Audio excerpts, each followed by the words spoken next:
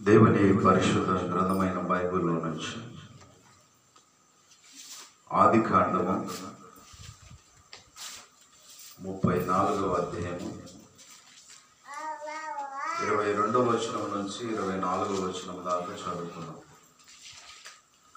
ఆదికాండము 34వ అధ్యాయము 22వ వచనం నుంచి 24వ వచనం దాకా చదువుకున్నాం.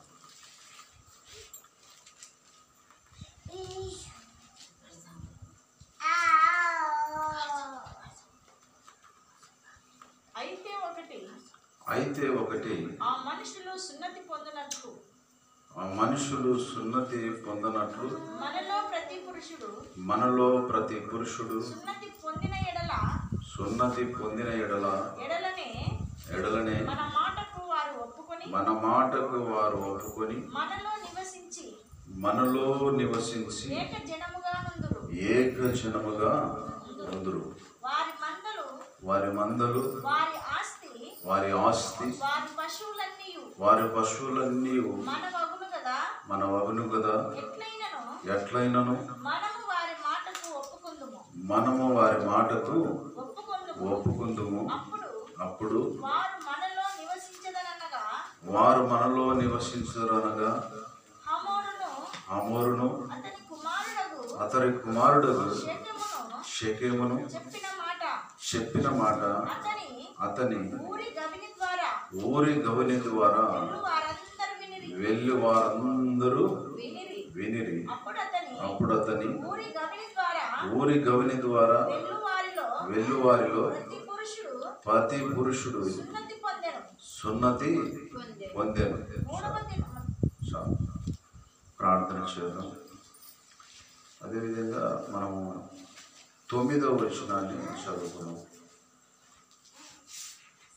32వ అధ్యాయం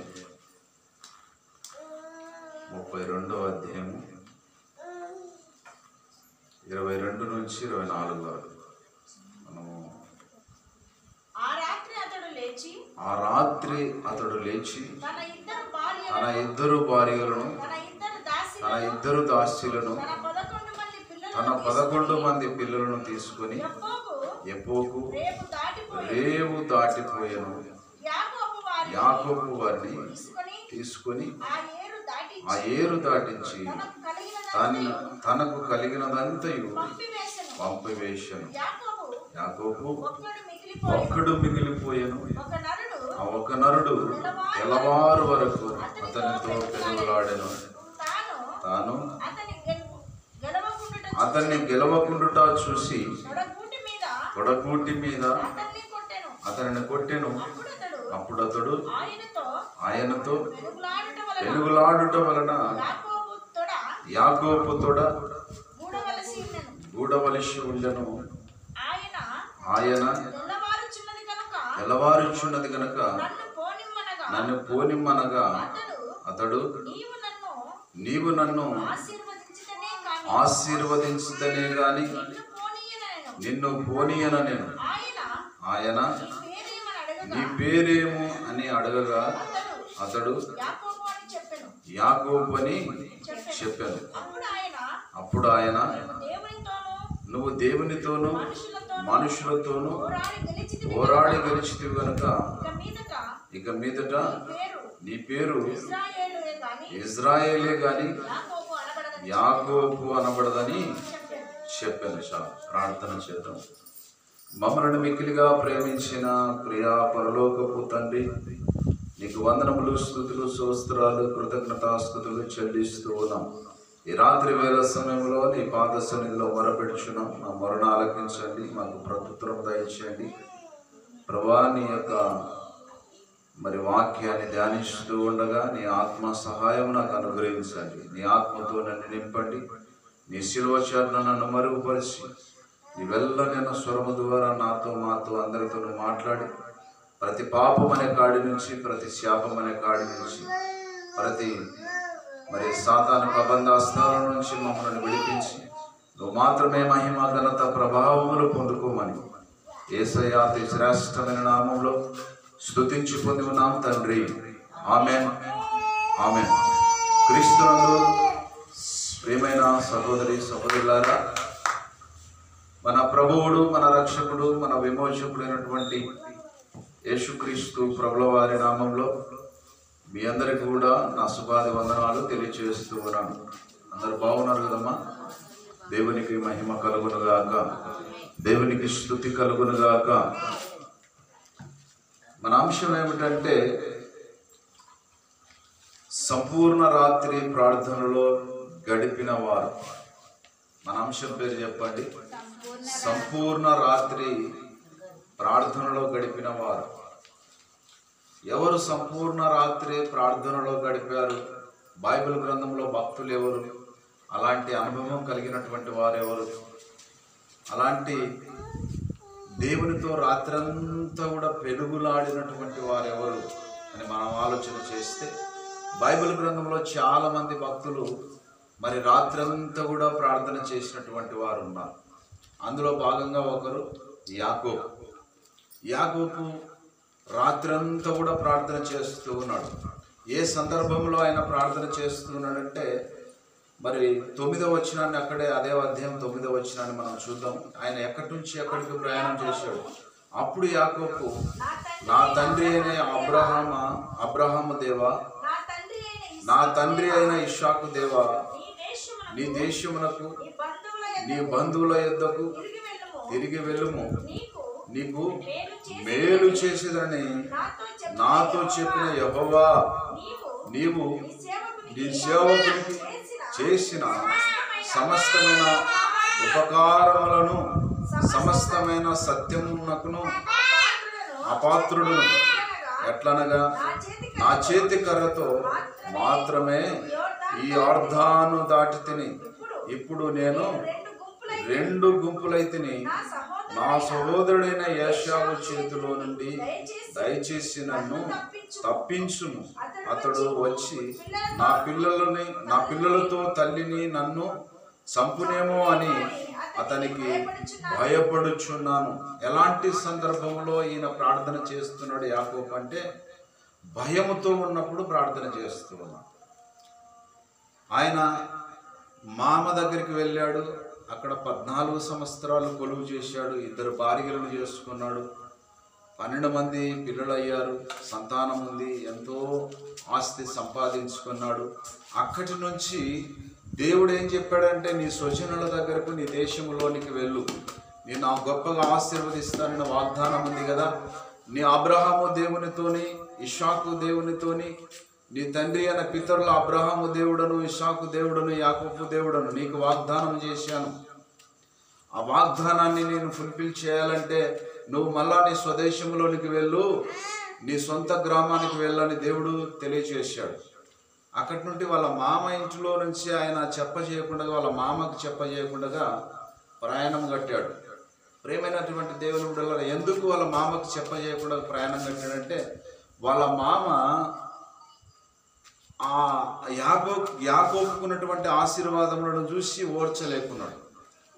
ఓర్చలేనప్పుడు, ఇది ఎక్కడ నా మామ మళ్ళా నా ఆశీర్వాదాన్ని గుంజుకుంటాడో, నా మేక మందలను గొర్రె మందలను గుంజుకుంటాడేమో అన్నటువంటి ఆలోచనతోని వాళ్ళ మామ లేనటువంటి సమయంలో వారి భార్యలందరినీ, వాళ్ళ పిల్లలందరినీ, మేక మందలను గొర్రె మందలను అన్నీ తోలుకొని ప్రయాణం కట్టాడు. ఎక్కడికమ్మా? వారి స్వదేశానికి, వారి ఇంటికి ప్రయాణం కట్టాడు. ప్రయాణం కట్టినటువంటి సందర్భంలో ఆయన ప్రయాణం చేస్తున్నాడు. అక్కడ ఒక యోర్దాను నది దాటాడు. ఏ నది? చదవండి ఒకసారి. 9వ వచనం. 9వ వచనమేనా? 22వ వచనంలో ఉంటుందేమో అది.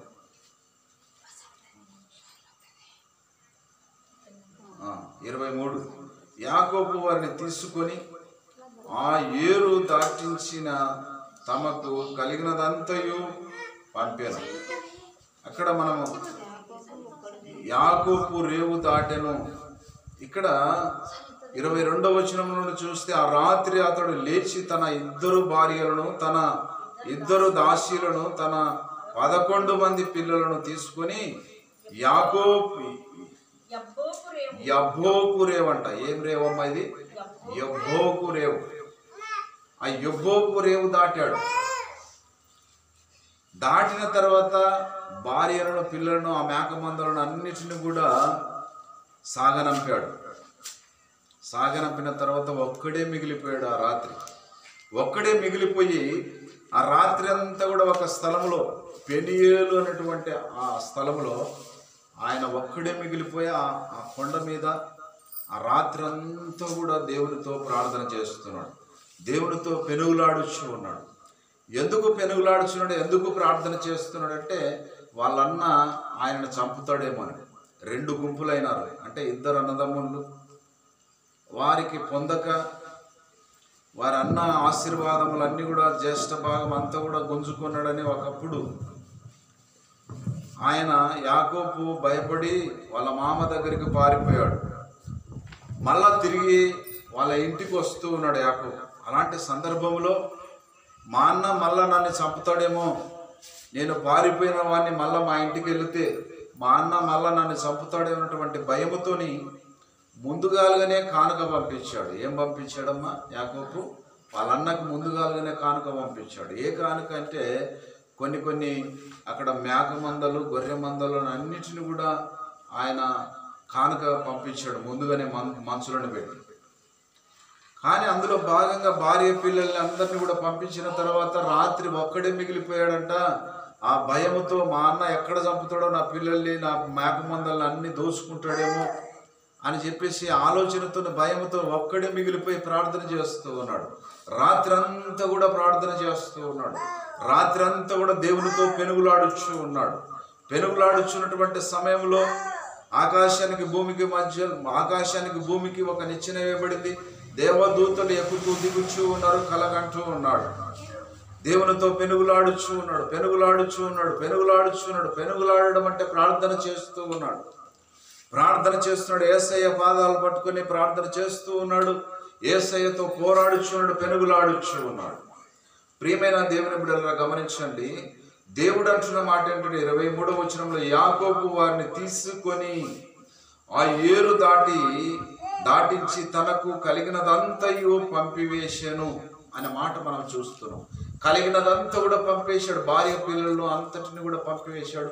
ఒక్కడు మిగిలిపోయాడు, ప్రార్థన చేస్తున్నాడు. మనం 24వ వచనంలో మనం గమనిస్తే యాకోబు ఒక్కడే మిగిలిపోయాను, ఒక నరుడు తెల్లవారు వరకు అతనితో పెనుగులాడెను అనే మాట మనం చూస్తున్నాం. 25వ వచనంలో తాను అతన్ని గెలవకుండుట చూసి తొడగూటి మీద అతన్ని కొట్టెను. అప్పుడు అతడు ఆయనతో పెనుగులాట వలన యాకోబు తొడగూటు వసిలను. ఆయన తెల్లవారుచున్నది కనుక నన్ను పోనిమ్మనగా అతడు, నీవు నన్ను ఆశీర్వదించితేనే గాని నిన్ను పోనివ్వనెను. ప్రియమైన దేవుని బిడ్డలు గమనించండి. రాత్రి అంతా కూడా ప్రార్థన చేస్తున్నాడు, పెనుగులాడుచున్నాడు. దేవుడు అంటున్నాడు, తెల్లవారుచున్నదయ్యా, నన్ను పోనివ్వు. మరి తెల్లవారుచున్నది, మీరు రాత్రంతా కూడా ప్రార్థన చేస్తున్న నా పాదాలు పట్టుకొని నాతో పెనుగులాడుచున్నావు, నువ్వే నా మీద గెలుస్తూ ఉన్నావు, నన్ను పోనీ అని చెప్పేసి తొడ మీద కొట్టాడు దేవుడు. ఏం మీద కొట్టాడమ్మా? తొడ మీద కొట్టాడు. అందుకే ఆ తొడ గూటి మీద కొట్టినప్పుడు ఆ తొడ నరము మరి వసిలిపోయిందండి. ఆ తొడగూటి నరము ఇప్పటికి కూడా ఇజ్రాయెల్ ప్రజలు ఏది వాళ్ళు కోసుకొని తిన్నా, మాంసము ఏది కోసుకొని తిన్నా, ఏ జంతువును కోసుకొని తిన్నా వాళ్ళు తొడగూటి మీద ఉన్నటువంటి నరాన్ని ఇప్పటికి కూడా తినరంట. ఎందుకంటే యాకోబు తొడ మీద దేవుడు కొట్టాడు, ఆ నరం మీద కొట్టాడు. ఆ నరము నొప్పి పట్టింది అతనికి. రాత్రంతా పెనుగులాడుచు ఉన్నాడు. ఎప్పుడైతే దేవుడు ఆ తొడగూటి మీద కొట్టాడో అతనికి నొప్పి పట్టింది. ప్రియమైన దేవుని బిడ్డలారా, దేవుడు మనకు కూడా కొన్నిసార్లు తప్పిపోయినప్పుడు, తప్పు చేసినప్పుడు దేవుడు మనల్ని కూడా కొడుతూ ఉంటాడు. తొడగూటి మీద మరి యాకోబుని కొట్టినట్టుగా మనల్ని కూడా కొన్ని రోగాలతో, కొన్ని సమస్యలతో, కొన్ని బాధలతో, కొన్ని కలహాలతో మనల్ని కొడుతూ ఉంటాడు దేవుడు. అలాంటి సమయంలో మనం ఏం చేయాలంటే మనము దేవునితో పెనుగులాడేటువంటి అనుభవం. దేవా నన్ను ఆశీర్వదించితేనే కానీ నేను నిన్ను పోనీయను అనేటువంటి అనుభవం మనం కలిగి ఉండాలి. అనేటువంటి ఆలోచన మనం కలిగి ఉండాలి. ప్రియమైనటువంటి దేవుని బిడ్డలారా, దేవుడు రాత్రి అంతా యాకోబు పెనుగులాడుచుంటే తెల్లవారుచున నన్ను పోనీ అన్నాడు. పోనీ అంటే ఈయన ఏమంటున్నాడంటే, యాకోబు నన్ను ఆశీర్వదించితేనే కానీ నిన్ను పోనీ అన్నాడు. నా పితరులతో నువ్వు వాగ్దానం చేసావు కదా, ఇస్కరేను వల్ల నీ సంతానం అయితే నా తండ్రితో చెప్పావు కదా, నువ్వు నన్ను ఆశీర్వదించితేనే కానీ నేను పోనివ్వను అని ఆయన వెలుగులాడుతూ రాత్రి అంతా కూడా ప్రార్థన చేస్తున్నాడు. అలాంటి అనుభవం మనకుందా? రాత్రి అంతా ప్రార్థన చేసినటువంటి అనుభవాలు మనకున్నాయా? అలాంటి ఆలోచనలు కానీ అలాంటి అప్పగించుకొని ప్రార్థన చేసేటువంటి ఆలోచన మనకున్నదా? ప్రియమైన దేవుని బిడ్డలారా, మనమైతేనేమో ప్రార్థన చేయడానికి ఎంతగానో భారము కలుగుతుంటుంది. మన శరీరము సహకరించదు. మనం మోకాలు వేసి ప్రార్థన చేయలేము. మనం ఎంతగానో మనం మోకరించాలంటే బాధపడుతూ ఉంటాం, ప్రార్థన చేయాలంటే బాధపడుతుంటాం. రాత్రి అంతా కూడా ప్రార్థన చేశారు. మనము లోకాసారంగా మనం ఆలోచన చేస్తే ఏదన్నా ఒక ఎల్లమ్మ కథనో లేకుంటే రికార్డ్ డ్యాన్సు లేకుంటే డ్రామాను జరిగితే తెల్లవారులు ఆ డ్రామా చూస్తాం. ఏం చేస్తామమ్మా? తెల్లవారులు కూడా డ్రామా చూస్తాం. రాత్రి అంతా చూసింది సాలక తెల్లవారుజామున కూడా ఇంకొక అతను వేసుకొని వస్తాడు అని చెప్పేసి కాసుకొని తెల్లవారులకు కూడా చూస్తూనే ఉంటాం కదా. రాత్రి అంతా ప్రార్థన చేయలేము మనం. ఎందుకంటే ఇంకొక అతను వస్తాడు, ఇంకొక అతను మిగిలి ఉన్నాడు, ఆయన ఏం చెప్తాడు, ఆయన పాటలు వినాలి, ఆయన మాటలు వినాలని తెల్లగైనా కూడా అట్లే చూస్తుంటాం పరుపులు వేసుకొని. ప్రియమైన దేవుని బిడ్డలు గమనించండి, దేవుని పాదాలు పట్టుకొని ప్రార్థన చేసేటువంటి అనుభవం మనకు తెల్లవారులు రాత్రి అంతా ప్రార్థన చేసేటువంటి అనుభవం మనకుందా? మన కష్టాలు వచ్చినప్పుడు, కన్నీరుతో బాధపడుచున్నప్పుడు, సమస్యలు వచ్చినప్పుడు, రోగాలు వ్యాధులు వచ్చినప్పుడు, అంత సమస్యలో ఉన్నప్పుడు, అంత బాధ మనల్ని వెంబడిస్తూ ఉన్నప్పుడు నువ్వు నిద్రపోతూ ఉంటావు. ఎదారు చేస్తుంటే ఒక పక్కన ఎదారులో అట్లే నిద్రపోతావు. కానీ నీకున్నవలసినటువంటి ఆలోచన ఏంటంటే దేవుని పాదాలు పట్టుకుని ప్రార్థన చేసేటువంటి అలవాటు నీకు ఉండాలి. నాకు ఒకప్పుడు భయంకరమైనటువంటి బాధ అంటుకుంది, శ్రమ అంటుకుంది. అలాంటి సమయంలో నేను రాత్రి అంతా కూడా ఒక పక్క వేధిస్తూ ఉన్నారు, ఒక పక్క మరి ఎన్నో సుడిగుండంగా నాకు సమస్యలు అంటుకున్నాయి. అలాంటి సమయంలో నేను రాత్రి నాకు నిద్ర పట్టని సమయంలో నేనేం చేస్తున్నానంటే ప్రార్థన చేయడం మొదలుపెట్టాను. మోకాలు వేసి ప్రార్థన చేశాను. ఆ ఇంటిలో లేచి ప్రార్థన చేస్తుంటే నాకు సామెతల గ్రంథము మరి 2వ అధ్యాయం ఆయన చూపిస్తున్నాడు. దేవుడు వాక్యాన్ని నువ్వు ఎల్లప్పుడూ ధ్యానించేవాడవుగా ఉండాలి, వాక్యాన్ని ప్రకటించేవాడవుగా ఉండాలి. వాక్యమే నిన్ను రక్షిస్తుంది, వాక్యమే నిన్ను కాపాడుతుంది అని. ఆ వాక్యం చదువు ఒకసారి. సామెతల గ్రంథం 2వ అధ్యాయం. రాత్రి ఆ వాక్యాన్ని దేవుడు నాకు చూపిస్తూ ఉన్నాడు. నా కుమారుడా, నీవు నా మాట వలన నా మాటల అంగీకరించి నా ఆజ్ఞను నీ యొద్ద దాచిపెట్టుకునే ఎడల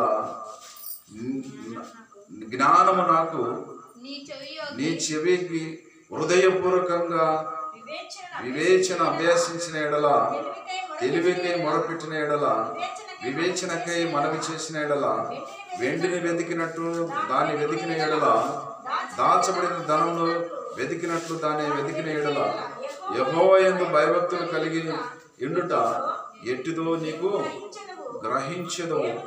దేవుని గూర్చిన జ్ఞానము నీకు లభించును. చాలు, దేవుని గూర్చినటువంటి జ్ఞానం నీకు లభిస్తూ ఉంది. రాత్రి వాక్యము నన్ను పట్టుకొని నన్ను ధైర్యపరిచి నా భయమునంతా కూడా తొలగించాడు దేవుడు. ఆ వాక్యాన్ని చదువని నాకు ఒక ఆలోచన పుట్టాడు. సామెతల గ్రంథానికి వెళ్ళిపో, 2వ అధ్యాయం నీకు చెప్తున్న ఆ వాక్యం చదువు, అక్కడ ఏముందో ఆ వాక్యాన్ని ధ్యానించు, ఆ వాక్యాన్ని నీ నెమరు వేయి, ఆ వాక్యాన్ని నువ్వు ప్రకటించాలి అని దేవుడు చెప్పినప్పుడు నేను ధైర్యపరచబడ్డా. ప్రియమైన దేవుని ప్రేమను గమనించండి. యాకోబు ఒక సమస్యలో ఉన్నాడు, భయంకరమైనటువంటి సమస్యలో ఉన్నాడు. నాన్న నన్ను చంపేస్తాడేమో, నా భార్య పిల్లల్ని, నా దాసుల పిల్లల్ని మేక మందలని గుంజుకుంటాడేమో, నా ఆస్తిని గుంజుకుంటాడేమో, ఎక్కడ నన్ను చంపేస్తాడో నా భయంతోనే రాత్రి అంతా కూడా ప్రార్థన చేస్తూ ఉన్నాడు. రాత్రి అంతా ప్రార్థన చేస్తుంటే దేవుడు అతన్ని ఆశీర్వదించాడు. ప్రియమైన దేవుని పిల్ల గమనించండి, యాకోబు కూడా ఏమంటాడంటే నన్ను ఆశీర్వదించే వరకు నిన్ను నేను పోనివ్వను అంటున్నాడు. అలాంటి అనుభవం మనకుందా? మనం బాధలు వచ్చినప్పుడు నిద్రపోతుంటాం, లేకుంటే ఇతర వాళ్ళతో ఎంతగానో ఒక సాటింపేసినట్టుగా తెప్పడ తీసుకుని సాటింపేసినట్టుగా అందరికి సాటింపేస్తుంటాం, కానీ దేవునికి మాత్రం సాటింపేయం, దేవునికి మాత్రం చెప్పం, ప్రార్థన చేయం, దేవునికి మొరపెట్టం. అది నేర్చుకున్నారు చాలామంది విశ్వాసులు సంఘాలలో. సంఘానికి అంతా చెప్తారు, పాస్టర్లకు చెప్తారు, కానీ దేవునికి మాత్రం చెప్పేటువంటి అనుభవం ఉండదు. లోకస్తులకు చెప్తారు, ఇరుగు పొరుగు వారికి చెప్తారు, గ్రామస్తులకు చెప్తారు, బంధువులకు చెప్తారు, అనేకులకు చెప్తారు నా సమస్య ఎట్లా ఉంది. వారి కాటికి ఈరు కాటికి పరిగెత్తుకొని వెళుతూ ఉంటారు. రాజకీయ నాయకుల దగ్గరికి, సర్పంచ్ల కాటికి, ఇక ఇతరులకు ఎంతో మందికి ఆ సమస్యను పంచుకుంటూ ఉంటారు, కానీ దేవునికి మాత్రం పంచుకోరు, దేవునికి చెప్పరు. దేవుని పాదాలు పట్టుకొని ప్రార్థన చేసేటువంటి అనుభవము ప్రతి ఒక్కరికి ఉండాలని దేవుడు తెలియజేస్తూ ఉన్నాడు. ప్రేమైన దేవుడు మొదటిగా దేవునికి తెలియజేయాలి, తర్వాత ద్వారాలు తెరుస్తాడు. ఈ లోకంలో ఉన్న మనుషుల ద్వారా నీకు ఆ సమస్య నుంచి విడుదల చేస్తాడు, ఆ బాధ నుంచి విడుదల చేస్తాడు, ఆ కష్టాల నుంచి విడుదల చేస్తాడు. ప్రియమైన దేవుని కూడా గమనించండి, యాకోబును గొప్పగా దేవుడు ఆశీర్వదించాడు. ఎందుకంటే రాత్రి అంతా కూడా దేవునితో పోరాడి గెలిచాడంట. ఏం గెలిచాడమ్మా? పోరాడి గెలిచినటువంటి వాడు. ఆ మాట చదవండి, 26వ వచనం. ఆయన తెల్లవారుచున్నది గనక నన్ను పోనిమ్మనగా అతడు, నీవు నన్ను ఆశీర్వదించితేనే కానీ నిన్ను పోనీయనని. ఆయన నీ పేరేమని అడగగా అతడు యాకోబు అని చెప్పెను.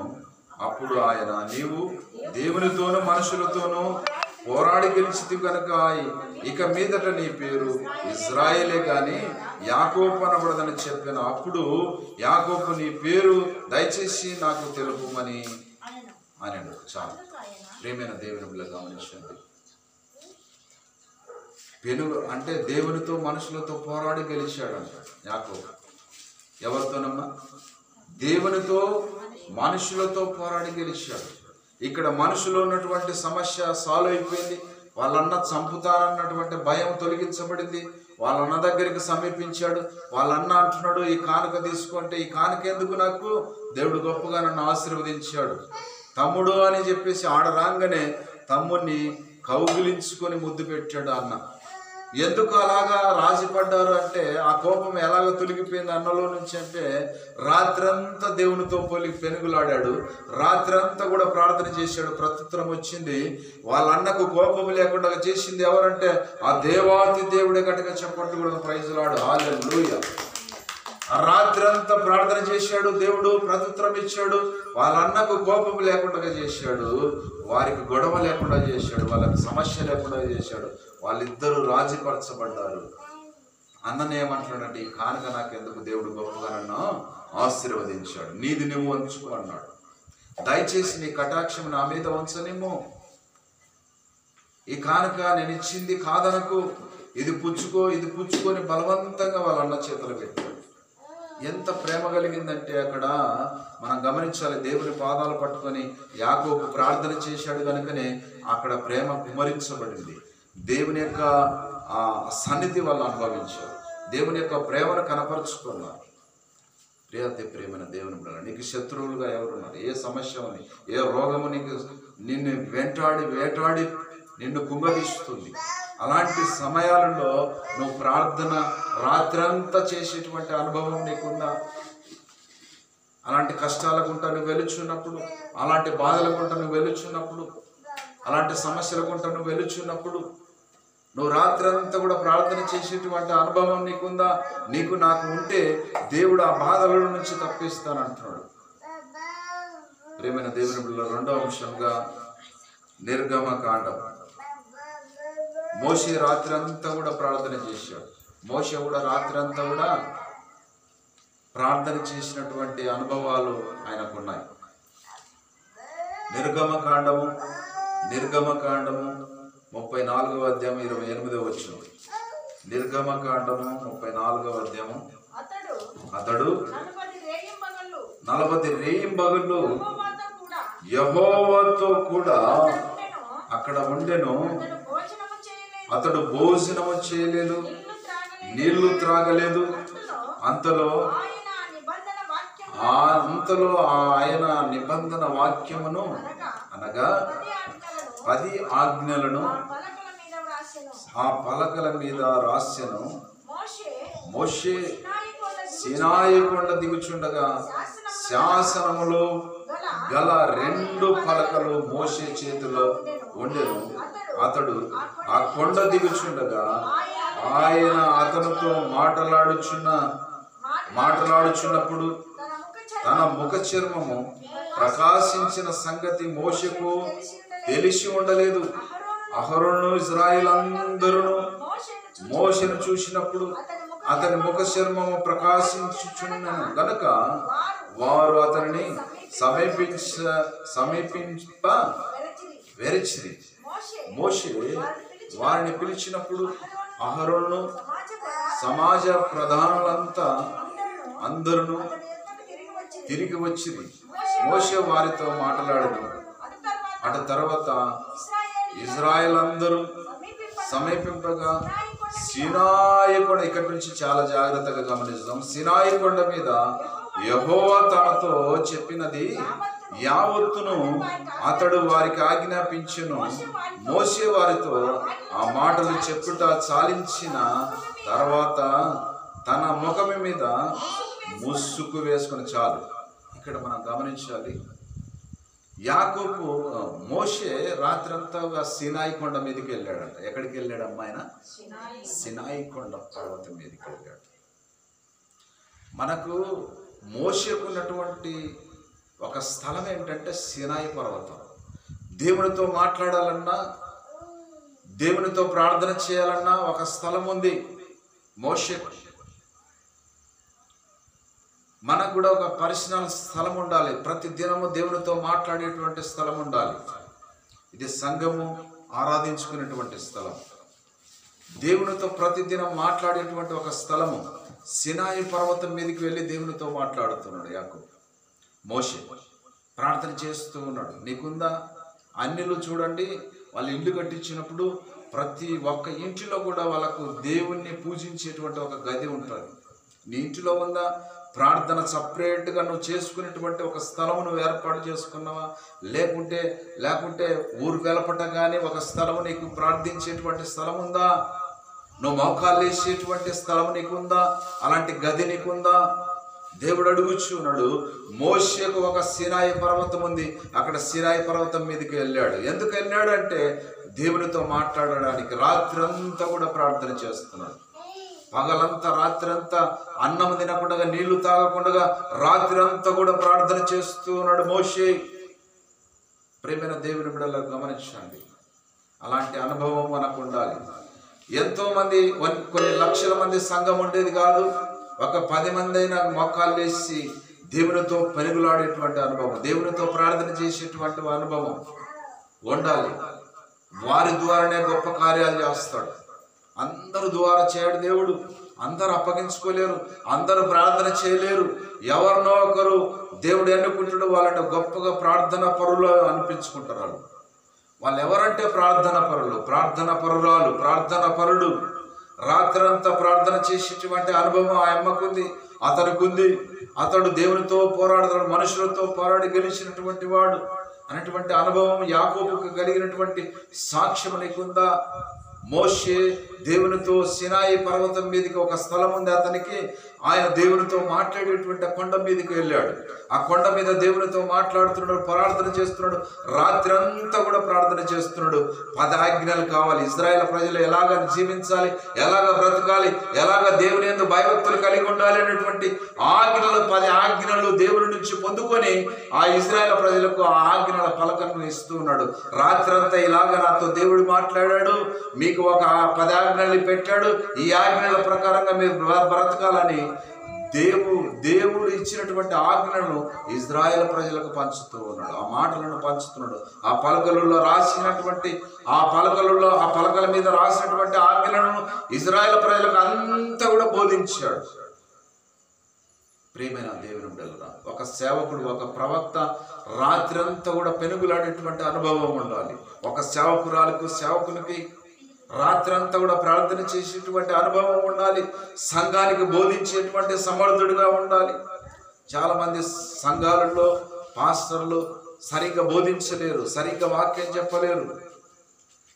ఎందుకంటే వాళ్ళకు వాక్యాన్ని ధ్యానించేటువంటి విధానం తెలియదు, ప్రార్థన చేసేటువంటి అనుభవం వారికి ఉండదు. అందుకనే రాత్రంతా కూడా మనం గమనించాలి, దేవుడి నుంచి పొందుకున్నటువంటి ఆజ్ఞలు ప్రజలకు పంచేటువంటి అనుభవము ఒక సేవకురాలకి ఉండాలి. ప్రియ తల్లి, ప్రియ సహోదరి సహోదరుడు, మనం గమనించాలి. అలాంటి అనుభవం మనకుంటే, అలాంటి స్థలం మనకుంటే, ప్రత్యేకమైనటువంటి స్థలం, ప్రత్యేకమైనటువంటి ఏర్పాటు మనకు ఉండాలి. ప్రతి దినము ప్రార్థన చేసేటువంటి ఒక గది, ఒక స్థలము, ఒక పర్వతము, ఒక కొండ, ఒక చేను, నీకు ఏది ఏర్పాటు చేసుకున్నావు, ప్రతి దినము వెళ్ళి నువ్వు ప్రార్థన చేసేటువంటి అనుభవం నీకుందా? అన్నకుంది స్త్రీ, ఆమె ప్రతి దినము దేవాలయంలోనికి వెళ్ళి ప్రార్థన చేస్తుంది. ఆమెకు ఉన్నటువంటి శ్రమ పోగొట్టుకోవడానికి దేవాలయంలోనికి వెళ్ళి ప్రార్థన చేసి ప్రతిదినం కష్టాల గుండా వెళ్ళొచ్చున్నప్పుడు. ప్రియమైన దేవుని బిడ్డలు గమనించండి. మరి మోషేకు రాత్రి అంతా కూడా ప్రార్థన చేశాడు. దేవుడు ప్రత్యుత్తరం ఇచ్చాడు, 10 ఆజ్ఞలు ఇచ్చాడు. ఆ 10 ఆజ్ఞలు ఎవరికి బోధించడానికంటే ఇజ్రాయేల్ ప్రజలకు బోధించడానికి. దేవుడు ఖచ్చితంగా ప్రత్యుత్తరం ఇస్తాడు. నువ్వు రాత్రంతా కూడా ప్రార్థన చేస్తే నీకు ఖచ్చితంగా ప్రత్యుత్తరం ఇస్తాడు. దేవుడు నీతో మాట్లాడతాడు, దేవుడు నిన్ను ఆశీర్వదిస్తాడు, ఆ సమస్యకు సాల్వ్ జరుగుతుంది. అలాంటి అనుభవం మనకు ఉండాలి. ఎంతమంది కావాలి? ఎంతమంది పిల్లలు ఉండాలి? 10 పిల్లలు అన్నీ ఉంటే ఏం చేస్తావు? పంది పిల్లలు మందలు ఉంటే వేస్ట్. పౌరుషము కలిగినటువంటి ఒక విశ్వాసి, పౌరుషము కలిగినటువంటి ఒక ప్రార్థన పరుడు ఉండాలి. సంఘము అభివృద్ధి చెందాలంటే, సంఘము విస్తరించాలంటే ప్రార్థన పరులు ఉండాలి. గొర్రెలు కనేటువంటి అనుభవం ఉండాలి. గొర్రెలను కాసేది సంఘ కాపరి. గొర్రెలను కనేది ఎవరంటే ప్రార్థన పరులు గొర్రెలను కంటారు, ఇంకా విశ్వాసులను రక్షిస్తారు. ఎంత వాక్యం చెప్పినా, ఎంత బోధించినా వీళ్ళు ఏం చేస్తారంటే ఆడేసినటువంటి గొంగడాన్ని. మీ మీద ఉన్న బాధ్యత ఏంటంటే మీరు గొర్రెలను కనాలి. సంఘం ఎవరిని కనాలంటే గొర్రెలను కనాలి. సంఘ కాపరి మీద ఉన్న బాధ్యత ఏంటంటే దేవునితో మరి ప్రార్థన చేసి, దేవునితో వాక్యమును పొందుకొని ఆ వాక్యాన్ని ప్రకటించే బాధ్యత, ఆ సంఘాన్ని కాసే బాధ్యత సంఘ కాపరి మీద ఉంది. సంఘం మీద ఏ బాధ్యత ఉందంటే గొర్రెలను కనే బాధ్యత సంఘం మీద ఉంది. గొర్రెలనే కంటాయి.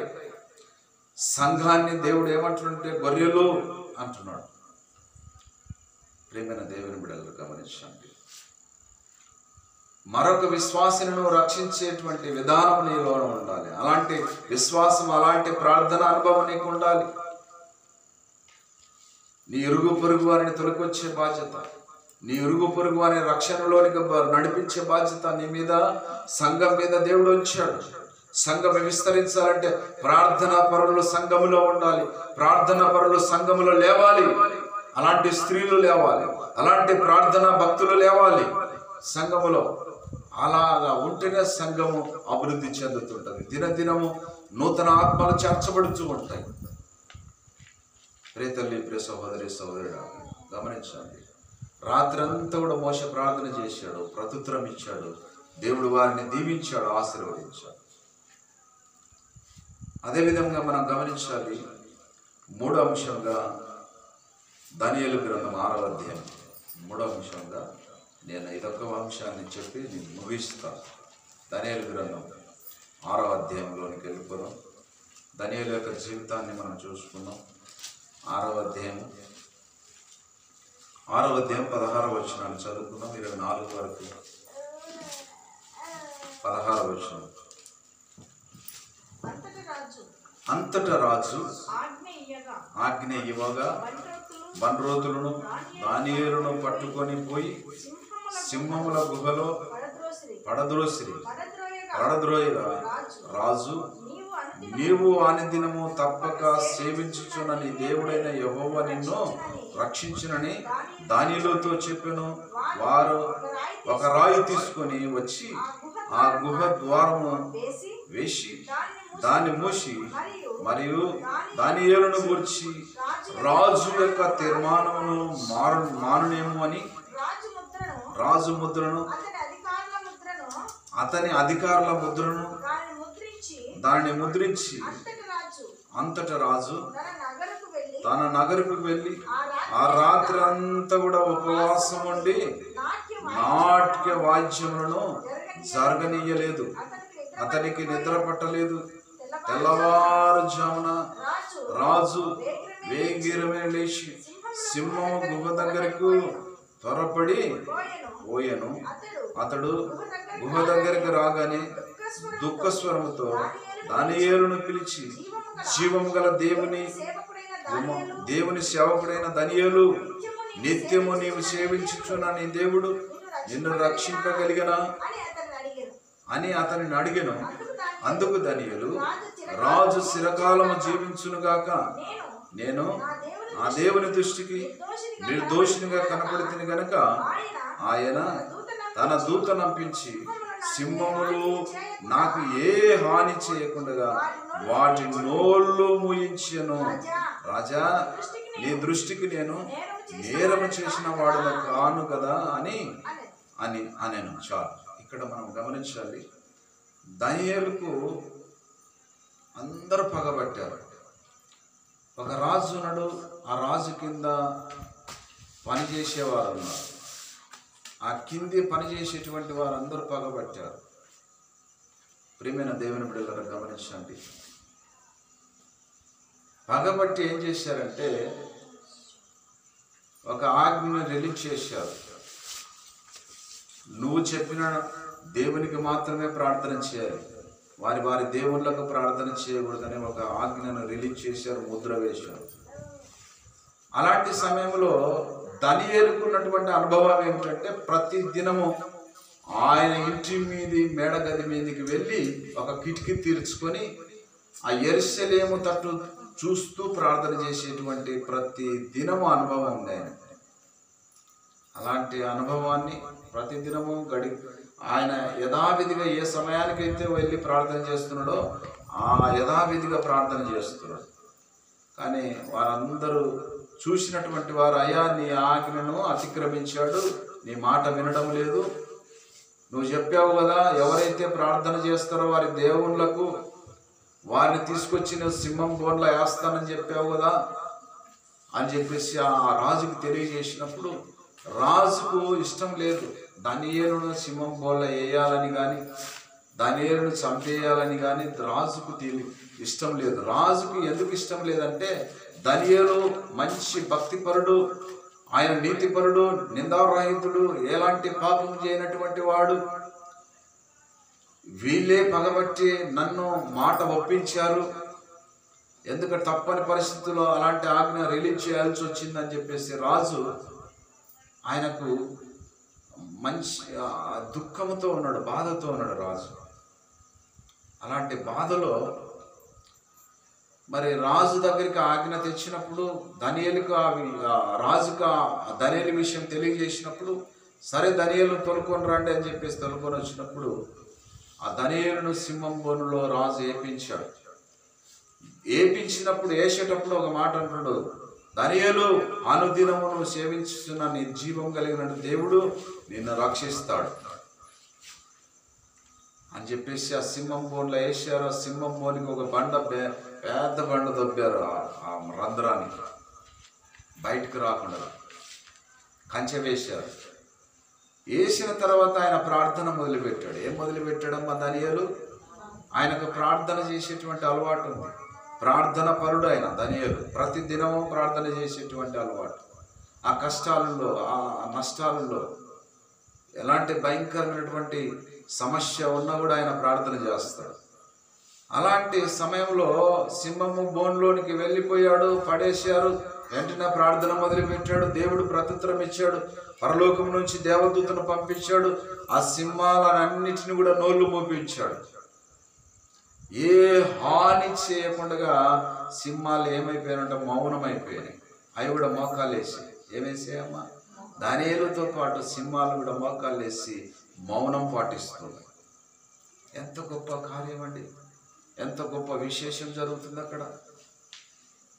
రాత్రి అంతా కూడా రాజు ఆ సింహం బోల్లో దానిని వేసిన తర్వాత ఇంటికి రాజభవనంలోనికి వెళ్ళిపోయి రాజభవనంలో ఉపవాసం ఉండి ఆయన కూడా ప్రార్థన చేస్తున్నాడు. రాజు ఆ నాట్యములు, వాయిద్యములు, ఆ సంబరాలన్నీ కూడా ఆపేశాడు. ఆయనకు బాధ ఉంది. ఆ రాజుకు అసలు సంతోషం లేదు.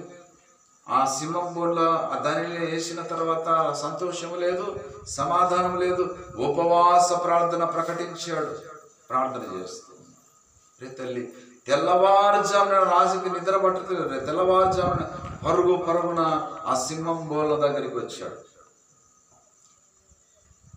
సింహం బోన్ల దగ్గరికి వచ్చి, దానియేలు, అనుదినమును సేవిస్తున్నటువంటి నీ దేవుడు నిన్ను రక్షించాడా అంటే, అవును ప్రభువా, నేను దేవుని దృష్టికి నేను నిర్దోషిగా కనపడ్డాను, అందుకే దేవుడు దేవదూతను పంపించి సింహము నోళ్లను మూయించాడు అని చెప్పేటప్పుడు వెంటనే బండ్రోతులను సైనికులను పంపించి ఆ దానియేలును బయటికి తీయండి అని తీపించాడు.